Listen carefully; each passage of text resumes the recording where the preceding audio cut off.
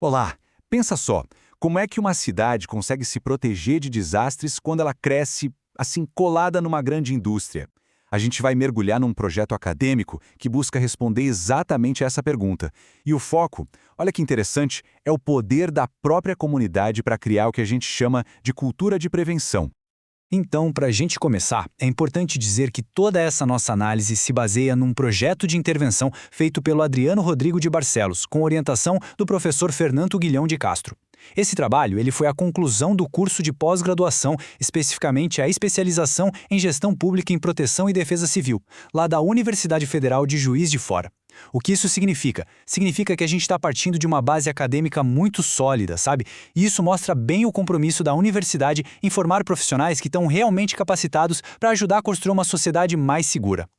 A pergunta central que esse projeto tenta responder é de fato fundamental, né? Como é que uma comunidade que vive ali no dia a dia, com os riscos de um polo industrial gigante, pode se preparar de um jeito que funcione de verdade? E olha, esse é um desafio que não é só do nosso estudo de caso, não. É a realidade de muitas cidades por aí. E o nosso estudo de caso, a cidade que a gente vai usar como exemplo, é Senador Canedo, lá em Goiás. Então, vamos dar uma olhada de perto no cenário de lá para entender o que motivou esse projeto. Olha só a situação de Senador Canedo. A cidade vive basicamente uma pressão que vem de dois lados. De um crescimento populacional que foi assim explosivo. Para se ter uma ideia, segundo o último censo, foi a cidade com mais de 100 mil habitantes que mais cresceu no Brasil. E do outro lado, ela abriga o maior polo petroquímico de toda a região centro-oeste. Agora imagina, juntar crescimento acelerado com uma indústria de altíssimo risco, isso cria um cenário bem complexo que precisa de muita atenção, né? E é importante frisar, esses riscos não são só uma possibilidade, uma teoria. Eles são bem reais. O histórico da cidade, que o trabalho documenta, é cheio de incidentes bem graves. A gente está falando de incêndios em caminhões de combustível, em tanques de armazenamento, até desabamentos de estruturas. E não para por aí. Teve também desastres ambientais, como a inundação do córrego Lajeado, que deixou famílias desabrigadas. Cada um desses eventos funciona como um alerta, sabe? Um lembrete dos perigos que a comunidade enfrenta de verdade. Mas olha que interessante, os dados oficiais da própria Defesa Civil de Senador Canedo mostram um outro lado desse risco. Quando a gente olha para os atendimentos que eles fizeram ali entre 2021 e a época do estudo, a gente percebe que os problemas mais comuns não são aqueles grandes desastres industriais, são, na verdade, os perigos do dia a dia. Rachaduras e fissuras em casas e prédios estão no topo da lista, e logo depois vem os riscos envolvendo árvores. O que isso nos diz? Que além do grande risco da indústria, existem vulnerabilidades bem cotidianas que afetam diretamente a vida e a segurança das pessoas. Bom, com todo esse cenário em mente, a proposta principal do projeto é bem clara. Não é só ficar reagindo aos problemas quando eles acontecem. A ideia é ir mais fundo, é mudar a mentalidade de todo mundo, a mentalidade coletiva. Vamos ver como que eles propõem construir isso. E o conceito central para entender essa mudança é o de cultura de prevenção. Tá, mas o que é isso na prática, né? Basicamente, significa que a sociedade inteira, e não só o governo, compartilha os mesmos valores, os mesmos conhecimentos para conseguir agir antes que os desastres aconteçam. É sair de uma postura de só esperar o problema para ter uma atitude proativa, de responsabilidade de todo mundo. Tem uma citação no trabalho que eu acho muito forte. Ela diz o seguinte: a falta do conhecimento coletivo acerca dos riscos existentes no município levou a comunidade a anular a percepção destes riscos.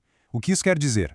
Que o grande obstáculo é que, sem conhecimento, as pessoas simplesmente não enxergam o perigo que está ali do lado delas. O projeto usa um termo para isso: letargia comunitária. É como se fosse um estado de indiferença geral, que precisa urgentemente ser superado. Ok, então a pergunta é: como é que se supera essa letargia? E o legal desse projeto é que ele não fica só no diagnóstico, na teoria. Ele vai além e apresenta um plano de ação bem claro, super bem estruturado. Esse plano de ação ele é dividido em 5 passos bem lógicos, uma espécie de jornada. O primeiro passo, claro, é fazer um diagnóstico para entender direitinho quais são os principais riscos. Depois, o foco passa a ser conscientizar as pessoas e criar parcerias. A partir daí, o terceiro e quarto passo são sobre educar a população para a autoproteção e, finalmente, o quinto passo é garantir que esse engajamento seja contínuo, estimulando a criação dos chamados núcleos comunitários de proteção e defesa civil. E como é que isso tudo sai do papel e vira prática? O projeto detalha ações bem concretas, olha só. Vai desde distribuir folders informativos em lugares de muito movimento, fazer reuniões com associações de bairro, igrejas, até criar um gibi para ensinar as crianças sobre autoproteção. E mais, implementar um programa chamado Defesa Civil na escola e fazer um workshop só sobre os riscos do polo petroquímico.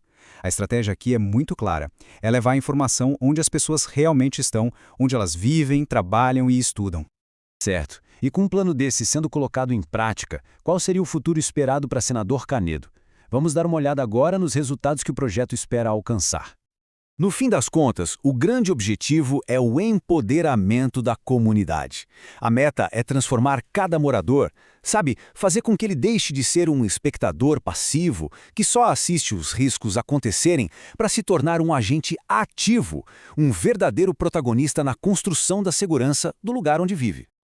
Essa imagem aqui resume bem a transformação que se busca. A ideia é fortalecer 3 pilares fundamentais. Primeiro, fazer a percepção de risco das pessoas sair de um nível baixo para um nível alto. Segundo, aumentar a mobilização da comunidade, ou seja, fazer com que as pessoas se mexam para se proteger. E terceiro, fortalecer o diálogo entre a população e o poder público, para que essa relação, que às vezes é fraca, se torne uma parceria de verdade.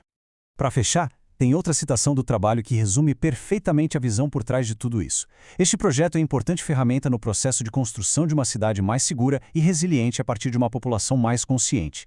Ou seja, o projeto se vê como uma ferramenta-chave para construir uma cidade que não é só mais segura, mas também mais resiliente. E a base, o alicerce de tudo, é uma população consciente e que participa. E antes de terminar, é muito importante a gente reconhecer a qualidade do trabalho acadêmico original do Adriano Rodrigo de Barcelos.